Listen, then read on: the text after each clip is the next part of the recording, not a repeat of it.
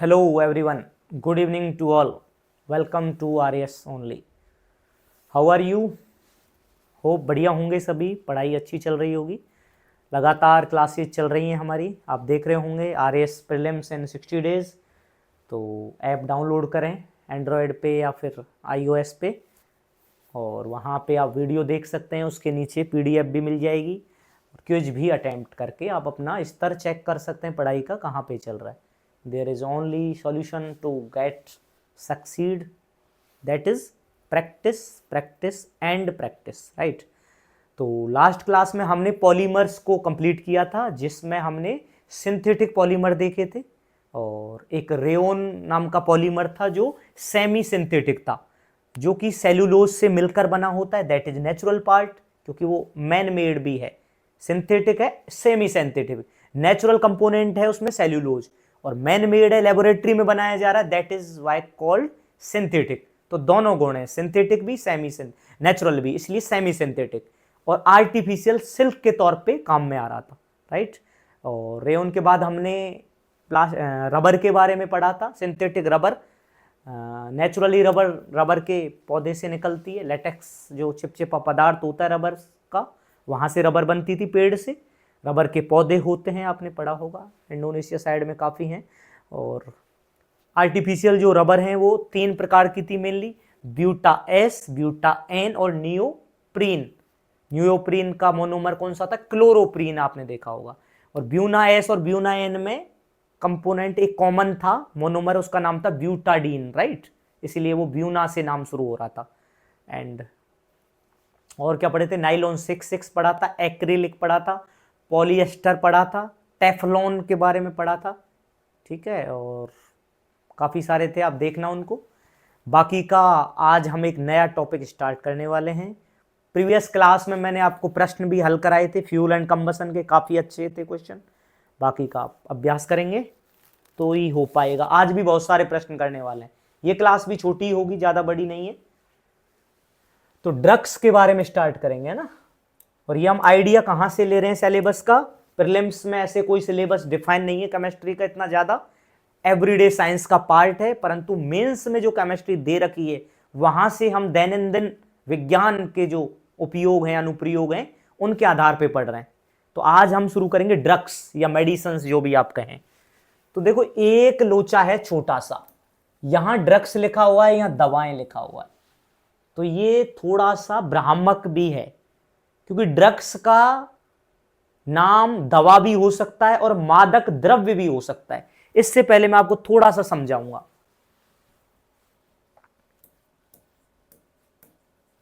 तो ड्रग के 2 नाम हो सकते हैं बच्चों, है ना। ड्रग का एक नाम तो दवा भी हो सकता है, दवा कहें जनरल भाषा में, वरना प्रॉपर हिंदी में प्रयोग करेंगे शब्द का उच्चारण तो औषधि कहते हैं, औषधि या औषध। और ड्रग का दूसरा प्रयोग होता मादक द्रव्य के रूप में, मादक पदार्थ कहें या मादक द्रव्य, राइट। तो ड्रग दवा या औषधि भी है और मादक द्रव्य भी है। जब जब ड्रग को आप दवा के रूप में ले रहे हैं, या कहें किसी रोग के बचाव के लिए काम में ले रहे हैं, कि रोग हो रखा है उसके इलाज के लिए प्रयोग में ले रहे हैं, देन इट इज कॉल्ड दवा या औषधि, यदि मेडिसिन के रूप में प्रयोग ले रहे हैं। और यदि हम उसको नशे के लिए काम में ले रहे हैं ड्रग को, तब वो कहलाता है मादक द्रव्य। ये आपको समझना पड़ेगा, है ना, थोड़ा सा। कहीं आप सोचे सर ड्रग लिख के दवाइयां लिख दिया, तो थोड़ा कंफ्यूज हो जाओगे आप, है जो, इसलिए कंफ्यूज नहीं होना है। जैसे दवा के रूप में आप एग्जाम्पल क्या लेते हो बताओ? खांसी की कॉमन उदाहरण ले रहा हूं, जो दवा भी है और इसका मादक द्रव्य भी है। जैसे उदाहरण एल्कोहल। एल्कोहल कहां काम में आती है दवा में, पता है? जितनी भी खांसी की दवाइयों की जो सिरप बनती है, खांसी के लिए सिरप बनती है, उसमें अल्कोहल होता है। कौन सा अल्कोहल होता है particular? Ethyl alcohol, ethyl alcohol होता है। तो वो अल्कोहल दवा के रूप में खांसी की सिरप में काम में आ रहा है। वहीं आप शराब के रूप में अल्कोहल को काम में लेते हो नशे के लिए, तब वो शराब कहलाता है, लिकर कहलाता है। अंतर है, बहुत सारे उदाहरण है। तो ऑल मेडिसिन्स आर ड्रग, पर all drugs are not medicine. सभी दवाएं ड्रग हैं, परंतु सभी ड्रग्स दवाएं हों ये जरूरी नहीं है कि शराब दवा के रूप में काम में नहीं ले सकते आप, पर एल्कोहल को ले सकते हो औषधि के रूप में। याद रखना ये बात।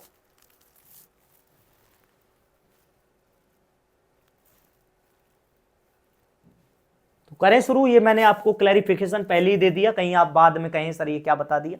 तो देखिए हम एक दवा के रूप में ही पढ़ रहे हैं, इसलिए मैंने दवा लिख दिया यहां पे, वरना ड्रग कैन बी नशीला पदार्थ, chemical substance used to treat और प्रिवेंट डिजीजेज और रिलीव पेन। मैंने पर्टिकुलर रोग के उपचार के लिए ही ड्रग का प्रयोग पढ़ा रहा हूं, तो मैंने दवा लिखा है, बस इसलिए ध्यान में रखना ये बात आपको।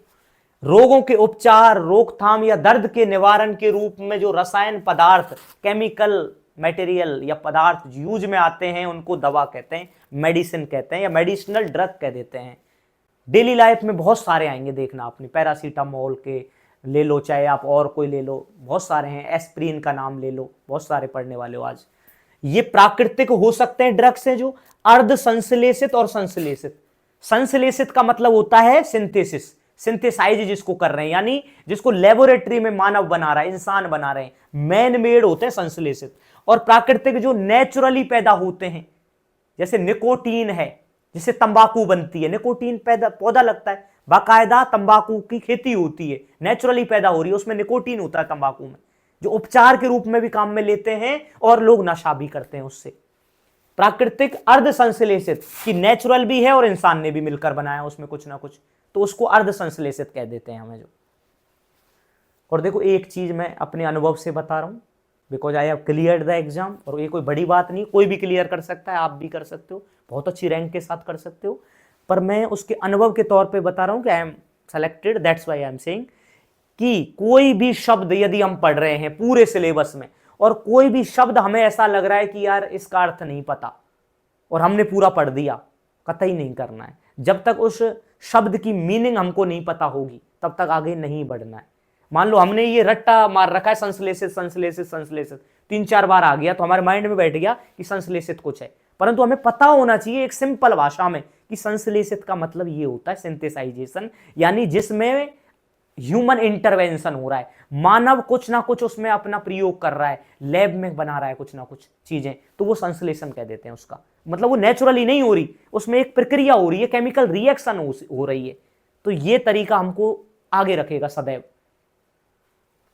स्रोत के अनुसार वर्गीकरण, अब जो ड्रग्स होते हैं उनका क्लासिफिकेशन करते हैं स्रोत के आधार पे। तो पहला वर्गीकरण है प्राकृतिक ड्रग्स, ऐसे ड्रग्स जो बिना केमिकल चेंज होने के, मतलब कोई केमिकल परिवर्तन नहीं आएगा, और कहां से प्राप्त होंगे, पौधों से, जीवों से या सूक्ष्म जीवों से, कि हमने कोई इंटरवेंशन नहीं किया इंसान ने, यानी वो सिंथेटिक नहीं है, टोटली नेचुरल है, कि जैसा है ऐसे ही प्रयोग में ले रहे हैं डायरेक्ट, तो वो कहलाता है नेचुरल ड्रग। उदाहरणों से समझ में आएगा। देखो इधर ड्रग लिखा है, इधर स्रोत लिखा है, इधर यूज लिखे हैं। देखो इसको वैसे तो कोनाइन बोलते हैं, कोनाइन या क्यूनाइन बोलते हैं, पर हम हिंदी में कोनाइन को क्या बोल देते हैं, कोनेन की दवा बोल देते हैं। कोनेन जो कहां से मिलता है, एक वृक्ष होता है सिनकोना, उसकी छाल से मिलती है दवाई, और उपयोग मलेरिया के निवारण में। टोटली नेचुरल है ये जो, क्योंकि ये कहां से मिल रही है, सिनकोना नामक पौधे से, या तो पौधे से मिले या जीवों से मिले, प्लांट, एनिमल और माइक्रो ऑर्गेनिज्म, तीनों ही नेचुरल हैं, उनसे मिलती है दवाई। सेकंड मॉर्फिन, मॉर्फिन नाम की दवा किससे मिलती है, ड्रग किससे मिलता है, अफीम या ओपियम नाम के पौधे से मिलता है, और काम क्या है, एनाल्जेसिक है, पेन रिलीवर है या दर्द निवारक है। तीसरा एट्रोपिन, एट्रोपिन है, हाँ एट्रोपिन, और स्रोत है बेल्लाडोना नाम का प्लांट, बेल्लाडोना, काम में नेत्र के उपचार में। इधर इंग्लिश में एक बार देखेंगे आप, क्योनाइन या हिंदी में कोनेन, सिनकोना, सिनकोना बार्क, छाल होती है उससे बनता है ये दवा, और काम में मलेरिया के में। मॉर्फिन ओपियम से आती है और काम है पेन किलर या पेन रिलीवर। तीसरा एट्रोपिन, बेल्लाडोना नाम का स्रोत है, काम क्या है, आई ट्रीटमेंट। देखो ये नेचुरल के उदाहरण हो चुके हैं। अगला है बच्चों सिंथेटिक ड्रग्स, संश्लेषित दवाएं, completely man made in the lab using chemical reaction, इंसान खुद बना रहा है, मतलब उसका संश्लेषण कर रहा है, सिंथेसाइज कर रहा है। उदाहरणों से समझेंगे। इधर दवा के नाम है, इधर उपयोग दे रखे हैं। एस्पिरिन नाम की एक दवाई होती है जो दर्द निवारक होती है और बुखार को कम करने वाली होती है। एस्पिरिन, एस्पिरिन है, पेन किलर है, रिड्यूस फीवर करती है, और क्या करती है एस्पिरिन? ब्लड को पतला भी करती है, मतलब हार्ट अटैक से भी बचाती है दवा एस्पिरिन। यहां लिखा हुआ नहीं है परंतु पता होना चाहिए कि ब्लड को पतला भी करती है, हृदय रोग में भी काम में आती है। सेकंड है पैरासीटामोल, सबकी फेवरेट है, कॉमन दवाई है पैरासीटामोल, दर्द और बुखार का निवारण करती है, बहुत कॉमनली यूज्ड है पैरासीटामोल। फिर है सल्फा ड्रग्स। सल्फा ड्रग्स होते हैं, ये एंटीबैक्टीरियल प्रॉपर्टी रखते हैं, और बहुत सारे उदाहरण हो सकते हैं। जितनी भी आप दवाई देख रहे हो आप, जो जो आप लाते हो, चाहे वो कुछ भी हो, चाहे पेन किलर हो, चाहे पेन या एनाल्जेसिक हो, चाहे वो एंटी मलेरियल हो, चाहे एंटी बैक्टीरियल हो, एंटी बहुत सारे हो सकते हैं, एंटीवायरल हो चाहे, तो वो सब कैसे हैं? संश्लेषित दवाएं हैं। हमें तो बस कॉन्सेप्ट को समझना था कि भाई ये है। अब हम कुछ पढ़ेंगे कोई न्यूज रिलेटेड टू ड्रग्स या मेडिसिन, तो हम रिलेट कर पाएंगे भाई। ये दवाई तो असंख्य हैं, लाखों दवाइयां होंगी जो सिंथेसाइज होकर बन रही है मार्केट में, राइट। तीसरा है सेमी सिंथेटिक, ये इंपॉर्टेंट है, ध्यान रखना।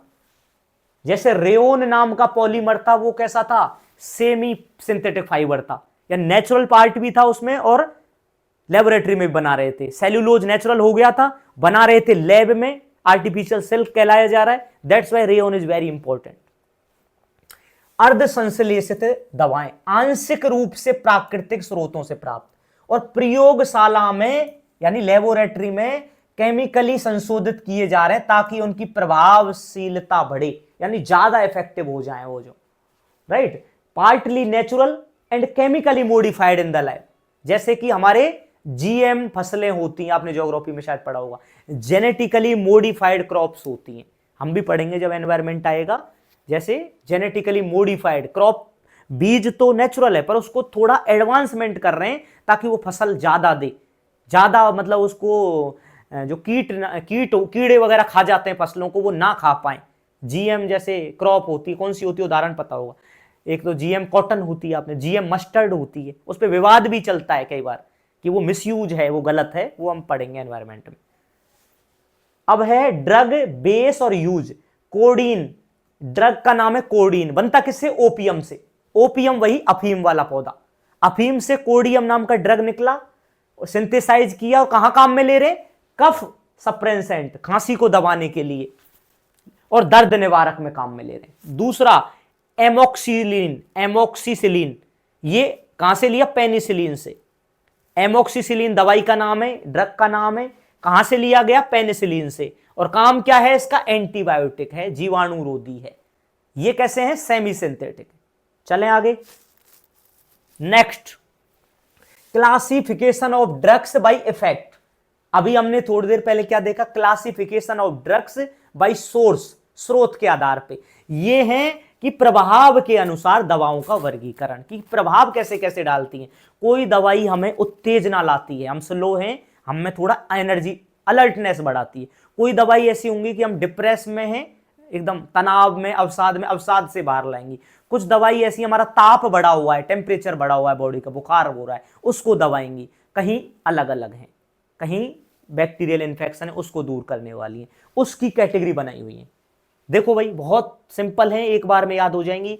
उत्तेजक, ये दवाइयों का वर्गीकरण है, उत्तेजक। और इंग्लिश में देखो स्टिमुलेंट्स, स्टिमुलेंट यानी उत्तेजना बढ़ाने वाले, इस सचेतनता और गतिविधि को बढ़ा देते, अलर्टनेस और एक्टिवनेस को बढ़ा देते हैं। और दवाई कैफीन और निकोटीन। कैफीन आपने देखा होगा, कई बार कहते हैं ना कि मतलब थोड़ा पढ़ने का मन नहीं कर रहा मेरा, चलो चाय पी लेते हैं या कॉफी पी लेते हैं, उनमें कैफीन होती है ताकि हम अलर्ट हो जाए, नींद नहीं आए हमको, तो वो होते हैं उत्तेजक या स्टिमुलेंट है। उदाहरण कैफीन और निकोटीन। कैफीन आपको पता है कॉफी में होता ही है, और निकोटीन तंबाकू में होता है। सेकंड है अवसादक, इनको कहते हैं डिप्रेसेंट्स। डिप्रेसेंट्स अवसाद में जाते हैं, डिप्रेशन में चले जाते हैं बहुत लोग, उनको निकालने के लिए ये अवसादक नाम के काम में आते हैं। अवसादक नाम के जो ड्रग हैं वो काम में आते हैं। कॉमनली यूज्ड अवसादक का है शराब। बहुत लोग जो डिप्रेशन में होते हैं वो कहते हैं कि भाई शराब का सहारा लेंगे तो मैं उस समय उसको भूल जाऊंगा, अवसाद को, रिलैक्स हो जाऊंगा। तो देखा होगा आपने जो जरूर बहुत सारे लोग लेते हैं इसीलिए प्रयोग में। बाकी का सबका अपना तरीका है क्यों लेते हैं, कई मनोरंजन को भी लेते हैं। तंत्रिका गतिविधि को कम कर देते, ये थोड़ी स्लोनेस ले आते हैं। डिप्रेसेंट्स जो होते हैं ये स्लोनेस ले आते हैं थोड़ा सा। उदाहरण शराब या बारबिट्यूरेट्स, एल्कोहल एंड बारबिट्यूरेट्स। तीसरा है एनाल्जेसिक, ये कॉमनली यूज्ड है एनाल्जेसिक, जिसको दर्द निवारक कहते हैं। एनाल्जेसिक, पेन रिलीवर या पेन किलर, दर्द निवारक हैं, जैसे एस्प्रीन है। इसी में पैरासीटामोल का उदाहरण भी आप लिख सकते हो दर्द निवारक में। पैरासीटामोल ये भी पेन रिलीवर ही है, ये भी एक एनाल्जेसिक है। एस्प्रीन हो गई, मॉर्फिन हो गई, पैरासीटामोल हो गई। नेक्स्ट है एंटीबैक्टीरियल वाली, जीवाणुरोधी, एंटीबायोटिक्स फेमस हैं, बहुत ज्यादा कोरोना में सबने ली है एंटीबायोटिक। खांसी हो गई, दो 3-5 दिन हो गए खांसी नहीं जा रही, तो एंटीबायोटिक दे देते हैं लोग, खुद से ही ले आते हैं एंटीबायोटिक। सबसे गंदा तो ये है, डॉक्टर लिख रहे हैं, अच्छी बात है कि हमको पता लग गया भाई ये नाम की दवाई हर बार मिलती है हमको, उसका नाम भी एजिथ्रोमाइसिन टाइप में एक आती है ना एंटीबायोटिक, बहुत कॉमन चलती है कि 2-3 बार तो डॉक्टर से लिखवा ली, अगली बार गए खुद ही ले आए। पर उसका मिसयूज देखो कैसे होता है। आपने अखबार पढ़ते हो, जरूर पढ़ना, एक शब्द होता है AMR, एंटी माइक्रोबियल रेजिस्टेंस। जब हम एंटीबायोटिक्स का मिसयूज करते हैं, कैसे कि हमने 2-3 बार बीमार हुए, घर में कोई बीमार हुआ, पता लगा डॉक्टर ने ये दवाई लिखी, ये सब हमारी सबकी आदत है, हम पढ़ते हैं पीछे क्या है भाई, नाम क्या है, नहीं पढ़ेंगे तो भी दिख जाएगा, बार बार लाएंगे, हाँ यार बार बार दवाई आती है एजिथ्रोमाइसिन नाम की और इससे मेरी खांसी सही हो गई। तो अगली बार क्या होगा कि हम डायरेक्ट ही कोई भी फार्मेसी के स्टोर से ले आएंगे, एजिथ्रोमाइसिन दे दे, और वो 3 में ही आती है, हमेशा देखना है एजिथ्रोमाइसिन, वो जो उसका वो आता है पत्ता आता है, उसमें 3 गोलियां आती हैं, एक ली फायदा हो गया, एंटीबायोटिक असर करती है। सबसे प्रभावशाली दवाइयां होती हैं दुनिया में एंटीबायोटिक, इनके बाद यदि ये काम नहीं कर रही ना एंटीबायोटिक, दुनिया में कोई दवाई काम नहीं करेगी, ऐसा वैज्ञानिक मानते हैं। ये हाई मतलब बहुत ही हाई यील्डिंग है इसकी कैपेसिटी, ठीक है। अब क्या हुआ, एक दिन ली फायदा हुआ, 2 गोली नहीं ली, पटक दी, अगली एक बार में कोई बात नहीं, बॉडी समझ जाएगी, चलो कोई बात नहीं। अगली बार ऐसा किया, फिर ऐसा किया, कई बार हम ऐसा कर चुके, जब भी हमें लगा कि इन्फेक्शन है हमारी बॉडी में, खांसी भी एक इन्फेक्शन होता है, और हमने एक गोली लेकर एंटीबायोटिक की पटक दी है, सारी गोलियां नहीं ली हमने, कोर्स पूरा नहीं किया, तो अगली बार क्या होगा, जब आपको रियल में जरूरत होगी कि यार अब एंटीबायोटिक लेनी है, तो उसके खिलाफ बॉडी में AMR डेवलप हो जाएगा हमारे अंदर, एंटी माइक्रोबियल रेजिस्टेंस, कि वो जो बैक्टीरिया है बॉडी में, माइक्रो ऑर्गेनिज्म है, वो समझ जाएगा कि यार ये तो पागल बनाता है, कुछ नहीं है, कुछ नहीं हो रहा है, ये गोली लेगा फेंक देता है ये तो वो असर नहीं करेंगी फिर एंटीबायोटिक है जो, ये AMR है, मिसयूज होता है एंटीबायोटिक का। तो आप बहुत सारी न्यूज आती है, जरूर पढ़ना इसके बारे में। एंटी माइक्रोबियल रेजिस्टेंस उत्पन्न हो जाता है बॉडी में, जो एंटीबायोटिक को बेअसर कर देता है उस बैक्टीरिया के ऊपर, फिर कोई इलाज नहीं है, फिर भगवान भरोसे है बात है ना, ठीक है। तो बैक्टीरिया को मारता है जीवाणुरोधी या उनकी वृद्धि को रोकते हैं, उदाहरण पेनिसिलिन, टेट्रासाइक्लिन।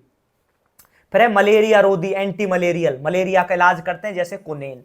तो ये कैटेगरी हो गई दवाओं का वर्गीकरण इफेक्ट के अनुसार, उत्तेजक, अवसादक, दर्द निवारक, जीवाणुरोधी और मलेरिया रोधी। नेक्स्ट एंटीऑक्सीडेंट, बहुत सुना होगा इनके बारे में, एंटीऑक्सीडेंट यानी ऑक्सीडेशन के खिलाफ इनका प्रयोग में लेते हैं, नॉर्मल भाषा में तो ये कहेंगे एंटीऑक्सीडेंट। कहते हैं ना कि भाई ऐसी चीजें खाइए आपने, बहुत सारे आजकल यूट्यूबर हैं, शॉर्ट्स आते हैं, देखा होगा, एंटीऑक्सीडेंट से भरपूर होनी चाहिए डाइट, प्रोटीन रिच होनी चाहिए, ऐसे कहते रहते हैं। लाइक एंटीऑक्सीडेंट हमारी बॉडी में क्यों जरूरत पड़ रही है, सोचा कभी आपने कि हमारी बॉडी में ऑक्सीजन जाती है, ऑक्सीजन के बिना कुछ भी नहीं है, आपको पता, ऑक्सीजन गई हमारे नाक के माध्यम से लंग्स में गई और बाद में ग्लूकोज के साथ क्रिया करके हमारे जो पहुंचा दिया, ऊर्जा हर जगह पहुंचा दी, सेल स्तर पे हर ऑर्गन को ऊर्जा मिल गई। तो हुआ क्या, ऑक्सीडेशन हुआ हमारे अंदर, एक्चुअली हमारे अंदर लगातार ऑक्सीडेशन हो रहा है, हमारे मतलब मानव के, किसी भी जीव के अंदर जो ऑक्सीजन लेता है लगातार ऑक्सीडेशन हो रहा है। उसका एक दुष्प्रभाव होता है ऑक्सीडेशन का, क्या होता है, जैसे ही ऑक्सीडेशन होगा हमारी बॉडी में तो एक बाई प्रोडक्ट बनता है, उसको कहते हैं फ्री रेडिकल। क्या कहते हैं? फ्री रेडिकल्स बनते हैं हमारी बॉडी में, मुक्त आयन ये बनते हैं बॉडी में, जो क्या करते हैं? एजिंग को बढ़ाते हैं। इसीलिए आदमी वृद्धावस्था में जाता है, इसीलिए आदमी एजिंग होती है, उम्र बढ़ती है, इसीलिए आदमी में क्या आती है? एनर्जी में कमी आती है, ऑर्गन्स कमजोर होते हैं, क्योंकि फ्री रेडिकल्स लगातार बन रहे हैं बॉडी में। क्यों? सांस तो लेनी है, ऑक्सीजन तो लेनी है, ऑक्सीजन लेनी है तो ऑक्सीडेशन होना ही होना है शरीर में, ऑक्सीडेशन होना है तो वो कैसे रुके? ऐसे तो आदमी फिर डाउन होता चला जाएगा। परंतु कई लोग देखे होंगे 70 साल की अवस्था में भी ऊर्जा लेके घूमते हैं। क्यों? क्योंकि उनकी डाइट एंटीऑक्सीडेंट रिच होती है, या फिर वो अपनी बॉडी को इस प्रकार मतलब इंगेज रखते हैं फिजिकल एक्टिविटीज में, जिम में, रनिंग में, खेल कूद में, ताकि उनके जो मुक्त मूलक जो पैदा हो रहे हैं, फ्री रेडिकल्स जो पैदा हो रहे हैं ऑक्सीकरण के कारण, उनको वो खत्म करते हैं, दबा देते हैं वो जो एंटीऑक्सीडेंट है जो, या उनकी गतिविधियां कि बॉडी की ताकत ही इतनी ज्यादा बढ़ा ली कि ऑक्सीकरण तो होगा, एज तो बढ़ेगी, पर स्लो होगा परिवर्तन। इसीलिए एंटीऑक्सीडेंट का प्रयोग आजकल ज्यादा बढ़ रहा है, आपने देखा होगा। Substances that prevent oxidation in food और other materials increasing shelf life, ऐसे पदार्थ जो खाद्य या अन्य पदार्थों में ऑक्सीकरण को रोकते हैं, जिससे उत्पाद की शेल्फ लाइफ बढ़ती है। अब देखो, मैं इसको यहीं भी छोड़ सकता था, शेल्फ लाइफ बढ़ती है, पर हमें पता होना चाहिए व्हाट इज शेल्फ लाइफ।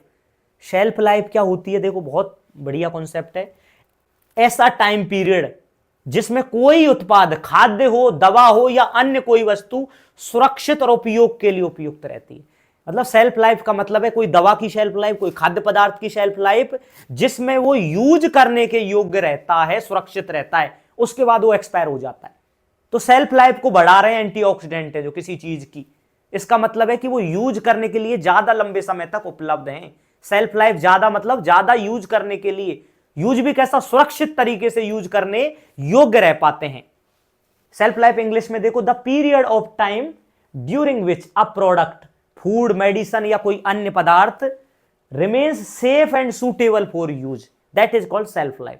किसी दवाई की सेल्फ लाइफ 1 महीना है, इसका मतलब है कि वो 1 महीने तक ही सुरक्षित तरीके से यूज की जा सकती, इसीलिए एक्सपायरी डेट लिखी रहती है। तो ये बढ़ा देते हैं सेल्फ लाइफ को एंटीऑक्सीडेंट है जो। उदाहरण देख लो इनके, और सबसे अच्छा उदाहरण जो हम बिना कोई हाई फाई दवाई लिए हुए, या फिर कोई लेते हैं ना आजकल, बहुत ड्रग्स लेते हैं, ड्रग का मतलब दवाई है, बहुत सारे इंजेक्शन लेते हैं लोग एंटीऑक्सीडेंट के या दवाई लेते हैं, तो सबसे बेहतर उदाहरण है क्या? Vitamin C. यदि कोई विटामिन सी ले रहा है तो ये एंटीऑक्सीडेंट ही है सबसे बड़ा। तो डेली अपने खाने में खट्टी चीजों का प्रयोग करें, फलों का, संतरा, अमरूद और बहुत सारी चीजें हैं। आंवला सबसे बेस्ट आंवला का है। तो विटामिन सी ध्यान रखना, एंटीऑक्सीडेंट होते हैं भरपूर। बाकी के जो सिंथेटिकली बने गए हैं, संश्लेषण से बने, वो देखो ये रहे, ब्यूटालेटेड हाइड्रोक्सी एनिसोल, ब्यूटालेटेड हाइड्रोक्सीटोल्यून, ये 2 हैं, BHA BHT, ये दोनों फेमस एंटीऑक्सीडेंट हैं। वरना तीसरा है अपना फेमस, जो कॉमनली यूज किया जा सकता है किसी के भी द्वारा, वो है विटामिन सी, एस्कॉर्बिक एसिड जिसे कहते हैं। उपयोग एंटीऑक्सीडेंट के ऑयल्स में, जूसेज में, processed foods to prevent rancidity. Rancidity क्या होता है? वसा खराब हो जाता है, उसको कहते हैं रेंसिड हो गया ये तो भाई। तो वसा को खराब होने से बचाता है एंटीऑक्सीडेंट। तेल, जूस और प्रसंस्कृत खाद्य पदार्थों में भी ये यूज आता है एंटीऑक्सीडेंट, ताकि ये ऑक्सीजन के संपर्क में आए तो ऑक्सीडेशन होना ही होना है, खराब होगा ही होगा, उससे बचाते हैं एंटीऑक्सीडेंट। लोग अपने डाइट में भी जो जिम जाते हैं या खेल कूद करते हैं, वो बहुत सारे एंटीऑक्सीडेंट लेते हैं इसी प्रकार के। नेक्स्ट है प्रिजर्वेटिव, संरक्षक। ऐसे पदार्थ जो खाद्य और औषधियों में बैक्टीरिया, फफूंदी या अन्य सूक्ष्म जीवों को नष्ट करते हैं या उनकी वृद्धि को रोक देते हैं। प्रिजर्वेटिव है मतलब जो संरक्षण करते हैं। सबसे बढ़िया प्रिजर्वेटिव कॉमन डेली लाइफ में जो यूज में आता है, नमक। आपने देखा होगा अचार में नमक डाला जाता है, इसलिए वो लंबे समय तक सुरक्षित रह पाता है। देखो लिखा भी है साधारण नमक, सब्जियों का संरक्षण, अचार में भी डाला जाता है। सोडियम बेंजोएट, जो सॉफ्ट ड्रिंक या अचार वगैरह होता है उनमें सोडियम बेंजोएट डलता है। घर के जो अचार होते हैं हम बनाते हैं वो सबसे बढ़िया, उनमें ये सोडियम और ये केमिकल इस प्रकार नहीं होते। साधारण नमक इज द बेस्ट। एंड तेल डालते हैं, सरसों का तेल। पोटेशियम सॉर्बेट, ये बेकरी के जो प्रोडक्ट जितने भी होते हैं उनमें संरक्षक के रूप में पोटेशियम सॉर्बेट को यूज में लेते हैं। और साधारण नमक सबको पता है, फॉर्मूला क्या है साधारण नमक का, NaCl, सोडियम क्लोराइड। उपयोग क्या है, शेल्फ लाइफ बढ़ाते हैं। अब समझ में आ गया होगा शेल्फ लाइफ क्या है, एक ऐसा समय का अवधि होती है जिसमें कोई भी पदार्थ, चाहे खाद्य हो, चाहे दवाई हो, या अन्य कोई पदार्थ सुरक्षित रूप से प्रयोग लेने के लिए उपयुक्त तो होता है, दैट इज शेल्फ लाइफ। सूक्ष्म जीवों द्वारा खराब होने से बचाते हैं प्रिजर्वेटिव है जो। और ये प्रिजर्वेटिव के ऊपर क्वेश्चन RAS 2018 मेंस में भी आया था, बहुत बड़ा प्रश्न आया था, 10 नंबर में आया था शायद, देखना आप है जो। अच्छा टॉपिक है ये, क्योंकि वो डेली लाइफ से जुड़ा हुआ है। नेक्स्ट है पेस्टिसाइड। पेस्टिसाइड का नाम सुना होगा, कीटनाशक, हिंदी में बहुत सरल तरीके से नाम में क्लियर हो रहा है, कीटों का जो नाश कर दे। कीट पर बहुत प्रकार के होते हैं, ऐसे रसायन, ऐसे केमिकल्स जो कीट माने कीड़े मकोड़े, फफूंदी, फंगाई, खरपतवार, वीड्स या अन्य हानिकारक जीवों को नष्ट करने या नियंत्रित करने के लिए काम में आते हैं। केमिकल्स यूज टू डिस्ट्रॉय और कंट्रोल पेस्ट्स, फंगी, वीड्स और अदर हार्मफुल ऑर्गेनिज्म। इसके 3 मेन कैटेगरी होती हैं, इंसेक्टिसाइड, हर्बिसाइड, फंगिसाइड। इंसेक्टिसाइड किसको किल करेगा, इंसेक्ट को। हर्बिसाइड वीड्स को करेगा, वीड जानते हो, खरपतवार, जो खरपतवार मतलब अनवांटेड कोई फसल हो गई, मतलब फसल नहीं कह सकते, कोई फसल हमारी उग रही है पेड़ों में, आपने देखा होगा नराई गुड़ाई होती है कि पेड़, हमारी कोई फसल लगी हुई है, बीच में छोटे छोटे पौधे उगाए अपने आप, वो क्या करते हैं, मेन जो फसल है उसका पोषण खींच लेते हैं धरती से, इसलिए उनकी नराई गुड़ाई की जाती है, उनको हटाया जाता है, वो अनवांटेड है और बिना किसी बीज डालने से उत्पन्न हो गए स्वतः ही, उनको कहते हैं वीड या फिर खरपतवार। तो खरपतवार को हटाने के लिए कौन आता है, हर्बिसाइड काम में आते हैं, जिसका हिंदी में तो क्लियर कट समझ में आ रहा है खरपतवार नाशक, इंग्लिश में थोड़ा अलग है हर्बिसाइड। नेक्स्ट है फंगिसाइड, फंगी को हटाने के लिए, कवक को हटाने के लिए, फफूंद को हटाने के लिए। ये 3 कैटेगरी है पेस्टिसाइड की, इंसेक्टिसाइड, हर्बिसाइड और फंगिसाइड। नेक्स्ट है इंसेक्टिसाइड। अब हम 1 बाय 1 तीनों जो उदाहरण थे पेस्टिसाइड के उनको देख लेते हैं। पहला हर्बिसाइड, कीटनाशक जो कीटों को मारने या नियंत्रित करने के लिए काम में आता है। उदाहरण देखो डायरेक्ट, डीडीटी का छिड़काव होता है कई जगह, आपने देखा हो, पानी में भी डीडीटी मिलाते थे पहले सफाई के लिए, ब्लीचिंग पाउडर या डीडीटी डालते थे, ध्यान करो। इसका डीडीटी का ये देख लो full form, dichloro diphenyl trichloroethane. दोबारा देख लो, डाइक्लोरो डाइफिनाइल ट्राइक्लोरोएथेन। सेकंड है मेलाथियोन, तीसरा है carbaryl. DDT, malathion, carbaryl are 3 examples of what, कीटनाशक या इंसेक्टिसाइड। फसलों की रक्षा करते हैं, मच्छर और अन्य कीटों का नियंत्रण किया जाता है इंसेक्टिसाइड से। सेकंड है herbicide, chemicals use to kill और कंट्रोल अनवांटेड प्लांट। खरपतवार अपने आप पैदा होती है फसल में, कोई नहीं उगाता है इसको, इसलिए ये नुकसान करती है फसल को। उदाहरण है इसका 2,4-D, नाम देखो कैसा है, 2,4-D, 2,4-D नाम है, 2,4 तो ऐसे रहेंगे। डी का फुल फॉर्म है डाइक्लोरोफेनॉक्सी एसिटिक एसिड, डाइक्लोरोफेनॉक्सी एसिटिक एसिड। ये एक क्या है, खरपतवार नाशक है। सेकंड है ग्लाइफॉस्फेट, सेकंड ग्लाइफॉस्फेट। और मेंस में तो ये डायरेक्ट हैं, यदि इस टॉपिक को आप प्रीलिम्स के लिए पढ़ रहे हो तो मेंस का भी तैयार हो रहा है ये आज का पूरा टॉपिक, ध्यान रखना आप है जो। उपयोग क्या है, खरपतवार कंट्रोल है, फसल की उपज को बढ़ाते हैं।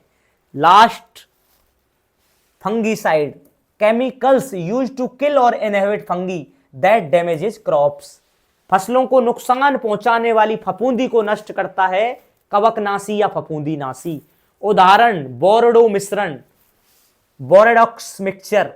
किस किस से बना है बोरडो मिक्सचर, कॉपर सल्फेट और चूने से मिलकर बना है, कॉपर सल्फेट और लाइम से मिलकर बना है बोरेडो मिक्सचर। सेकंड है सल्फर कंपाउंड, सल्फर के यौगिक फफूंदी नाशक होते हैं। उपयोग क्लियर कट है, फंगी को नष्ट करवाना है फसलों से ताकि फसल बची रहे और उत्पादन बढ़ जाए किसान के लिए। फसलों को फफूंदी संक्रमण से बचाना, फसल को खराब होने से रोकना। These are the examples. ठीक है साहब, नेक्स्ट क्या है, शायद क्वेश्चन आने चाहिए अभी। बिल्कुल, अभी प्रश्न है, आज का टॉपिक जो मेडिसिन वाला पार्ट था वो इतना ही था। अब नेक्स्ट जो क्लास होगी इसकी केमिस्ट्री की, शायद लास्ट क्लास होगी वो, जिसमें हम फर्टिलाइजर्स, एडेसिव या कुछ छोटे मोटे टॉपिक बचे हैं उनको पूरा करेंगे। अभी प्रश्न करते हैं, आप उपलब्ध रहिए, पानी पी के दोबारा जोड़ते हैं आपसे।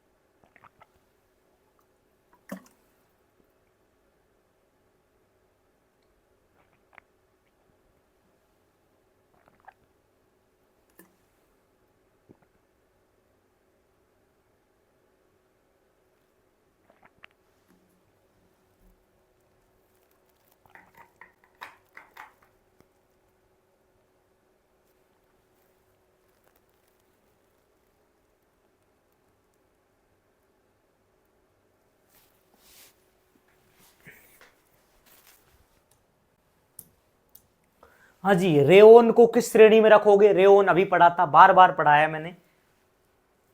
प्राकृतिक, अर्ध संश्लेषित, संश्लेषित और खनिज। एक ही उदाहरण है, अर्ध संश्लेषित रेशा है, सेमी साइंटिफिक फाइबर है भाई। क्यों भाई? क्योंकि सेल्यूलोज से बना है, सेल्यूलोज नेचुरली पैदा होता है, वुड पल्प में होता है, पौधों में मिलता है, और लेबोरेटरी में बनाया जा रहा है, आर्टिफिशियल सिल्क भी कहते हैं इसे। नेक्स्ट, पॉलीटेट्राफ्लोरोएथिलीन, पीटीएफई को सामान्यतः किस नाम से जाना जाता है? Polytetrafluoroethylene is commonly known as, जल्दी बताओ, टेफ्लॉन ओनली, टेफ्लॉन, पता है ना Teflon. Next, which fibre is use to make ropes, fishing nets and tyre cords, जल्दी बताओ। कपास, पॉलिएस्टर, नाइलॉन 6 और रेशम। कपास से बनेगा क्या मछली का जाल? कतई नहीं बन सकता। रेशम से बनेगा क्या? बिल्कुल नहीं। पॉलिएस्टर तो ज्यादातर कपड़े बनाने में काम में आता है, पॉलिएस्टर को टेरिलीन भी कहते हैं। तो there is only one answer, nylon 6, nylon 6, right. Next question, polyester या टेरिलीन, जिसको पीईटी भी कहते हैं, इज फॉर्म्ड बाई, पॉलिएस्टर या टेरिलीन या पीईटी है, किस प्रक्रिया से बनता है? भाई पॉलीमराइजेशन तो हो रहा है, पर किस किस का पॉलीमराइजेशन हो रहा है, कौन सी प्रक्रिया है? पॉलीमर भी कई तरीके से बनते हैं। एक तो जुड़ने से बनते हैं, भाई जोड़ दिया नॉर्मली रिएक्शन में। एक होता है कंडेंसेशन होकर उनका, वो कंडेंस होते हैं, जोड़कर उनको मतलब संघनित किया जाएगा, कंडेंस किया जाएगा। तो देखो भैया, कंडेंसेशन जहां भी आ रहा है वो सही है। एथाइलिन ग्लाइकोल और टेरिप्थिलिक एसिड का संघनन करने से बनता है पॉलिएस्टर। कैप्रोलैक्टम, कैप्रोलैक्टम तो था ही नहीं क्योंकि ये तो नाइलॉन 6 में था, ध्यान करो आप। एक्रोनाइट्राइल ये भी नहीं था, एक्रिलो, क्योंकि ये तो एक्रिलिक में था। और कपास, कपास से तो हो ही नहीं सकता क्योंकि ये सिंथेटिक है, कपास नेचुरल है। तो किससे बनेगा ये? एथिलीन ग्लाइकोल और टेरेफ्थिलिक एसिड का संघनन, कंडेंसेशन। या फिर ये डायरेक्ट ऐसे आ जाता कि पॉलीमराइजेशन ऑफ एथाइलिन ग्लाइकोल और टेरेफ्थिलिक एसिड, तो भी सही था। ये तो पॉलीमराइजेशन तो है ही है, पर पॉलीमराइजेशन में भी बहुत सारे तरीके होते हैं, वो हमने नहीं पढ़े, बहुत ज्यादा हो जाएगा। एडिशन होता है कई जगह, कई जगह कंडेंसेशन होता है, ठीक है। इतना बस याद कर लो आप कि कंडेंसेशन हो रहा है, पर है पॉलीमराइजेशन, उसका एक सब टाइप है कंडेंसेशन। वो आवश्यकता नहीं थी हमको पढ़ने की, बहुत ज्यादा हो जाता वो। Next, which fibre is called artificial silk, अभी बताया है, no need. Rayon is the only one. Next question, silicone rubber मुख्य रूप से किस में उपयोग की जाती है? सिलिकॉन रबर पढ़ाई थी मैंने लास्ट क्लास में, याद करो, सिलिकॉन रबर। देखो क्वेश्चन भी अच्छे हैं ये काफी। Silicone rubber is mainly used in, बताओ क्लोथ्स में आ सकती है क्या रबर? पॉसिबल ही नहीं है, आप खुद ही लगाओ एक थोड़ा सा दिमाग। रोप्स में आ सकती है क्या? कारपेट में फिर भी आ सकती है, रोप में भी नहीं आ सकती, ये नाइलॉन 6 आता है। और कारपेट में भी काम में नहीं आती है, रबर नहीं आती है क्योंकि ये वस्त्र नहीं बनते हैं रबर के। इससे क्या बनता है? सीलेंट बनते हैं, ल्यूब्रिकेंट बनते हैं और मेडिकल इंप्लांट्स बनते हैं सिलिकॉन रबर के। सीलेंट, स्नेक और चिकित्सक प्रत्यारोपण, क्योंकि ये हीट का प्रतिरोध करती है, इसीलिए यहां पे काम में आ रही है सिलिकॉन रबर। नेक्स्ट क्वेश्चन, विच, ये अच्छा क्वेश्चन है, देखो बहुत बड़ा प्रश्न है, ऐसे पूछती है आरपीएससी।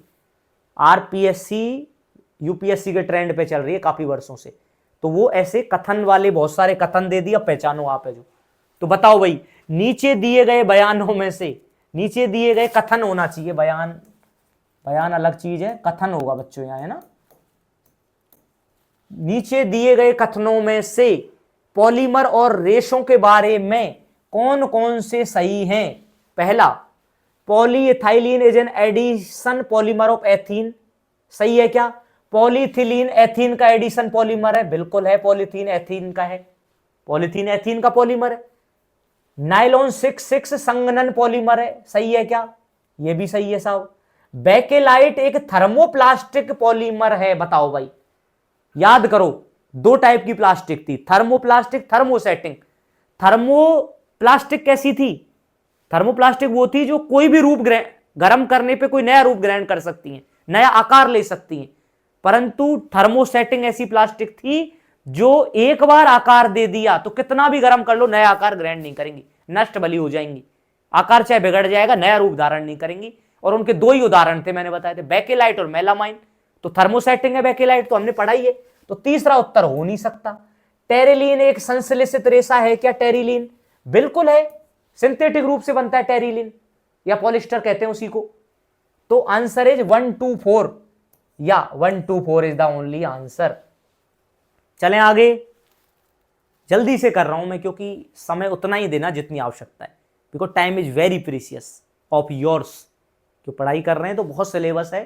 ये एक बड़ा प्रश्न है, देखो ये, और ये प्रश्न यूपीएससी में आया हुआ है, ठीक है, डायरेक्ट प्रश्न वहीं से लिया है, यूपीएससी में आया हुआ है। देखो कितनी महत्वता है हमारे पॉलीमर वाले टॉपिक की, सीधा प्रश्न है, 2022 में आया था शायद, ये नॉट श्योर 21 या 22 में आया होगा। क्वेश्चन देख लो आराम से, बड़ा प्रश्न हो, कतई मत घबराइए आप, आंसर हमने पढ़ा है, हमारा कॉन्सेप्ट क्लियर है, तो कोई भी प्रश्न हल कर सकते हैं संयम से। चेक करो आप है जो, इंग्लिश में देखते हैं एक बार। With reference to polyethylene tetraphthalate, जिसको पीईटी कहते हैं भाई, देखो आप, the use of which is so wide spread in our daily lives, which of the following statements are correct. Polyethylene terephthalate के संदर्भ में, जिसको पीईटी कह रहे थे, ध्यान करो, पीईटी किसको कह रहे थे अभी थोड़ी देर पहले, आपको याद आ जाएगा, जिसका उपयोग हमारे दैनिक जीवन में व्यापक रूप से होता है। नीचे दिए गए बयान, बार बार बयान आ रहा है, ये कथन मान के चलना, कथन में से कौन कौन से सही हैं। एक चीज दिखाता हूं आपको अभी मैं,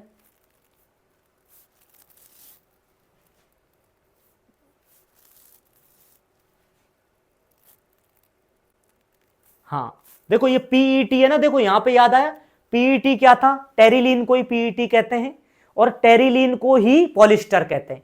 तो पॉलिएस्टर कह लो, टेरिलीन कह लो, या पीईटी कह लो, एक ही बात है। अब आंसर ढूंढ लो आप है जो, इतनी हेल्प हो गई आपकी। इसके लिए आप 5 सेकंड ले लो, मैं यहीं खड़ा हूं, मैं तो पढ़ाऊंगा ही खैर, पर आप देख लो एक बार क्या आंसर हो सकता है इसका, आराम से पढ़ना है। टेरिलीन, पीईटी और पॉलिएस्टर एक ही बात है, पर यूपीएससी है वो डायरेक्ट पूछती नहीं है, तो उसने टेरिलीन या पॉलिएस्टर नहीं लिखा, पीईटी लिखा है। देखो आप, पीईटी, पॉलीएथिलीन टेरेफ्थलेट। करें हल, आप पॉज करके हल कर लेना, फिर आंसर देख लेना। देखिए आप, इसके रेशों को ऊन और कपास के रेशों के साथ मिलाकर उनकी विशेषताओं को मजबूत किया जा सकता है। Its fibers can be blended with wool and cotton fibers to reinforce its properties. Second, containers made of it can be used to store any alcoholic beverages. PET bottles can be recycled into other products. PET articles can be easily disposed of by. अब देखो answer हम कैसे निकालेंगे, हम answer निकालेंगे कि ये उत्तर नहीं हो सकता, इस कॉन्सेप्ट पे चलेंगे, क्योंकि सारे ही खतरनाक ऑप्शन है, बढ़िया हैं, हो सकता है कई चीजें हमको पता ही नहीं है, पर हमें ये जरूर पता है कि ये उत्तर नहीं होगा, थोड़ा सा दिमाग लगाएंगे। तो देखो पॉलिएस्टर, पीईटी या टेरिलीन, देखो बड़ा प्रश्न है, देख के ही घबरा गए होंगे हम, पर देखो आधा उत्तर तो हम यूं निकाल देंगे, 2 ऑप्शन तो हम ऐसे हटा देंगे कि यार ये तो हो ही नहीं सकते, प्रयास करके देखते हैं आपके साथ ही। तो देखो एक चीज है पीईटी टेरिलीन पॉलिएस्टर एक ही बात है, और एक बात ये जो ये पीईटी है या जो भी नाम लेना चाहे, पीईटी सिंथेटिक फाइबर है यानी मैन मेड है, तो आसानी से सिंथेसाइज, आसानी से डिस्पोज नहीं होगा, आसानी से निपटाया नहीं जा सकता बिना ग्रीन हाउस गैस उत्सर्जित किए। यही क्वेश्चन खत्म हो गया। PET article can be easily disposed of by incineration without causing green house gas emission. यदि सिंथेटिक फाइबर है आसानी से डिस्पोज नहीं होगा, मतलब ये नॉन बायोडिग्रेडेबल है, बायोडिग्रेडेबल नहीं है। बायोडिग्रेडेबल का मतलब है जो सूक्ष्म जीवों द्वारा अपघटित हो जाए और ग्रीन हाउस गैस भी नहीं निकाले, लेकिन पीईटी निकालेगा क्योंकि ये प्योरली सिंथेटिक है। तो देखो चौथा आंसर तो नहीं होगा भाई। अब चौथे देख लो कहां कहां आ रहे हैं, बी खत्म, सी खत्म।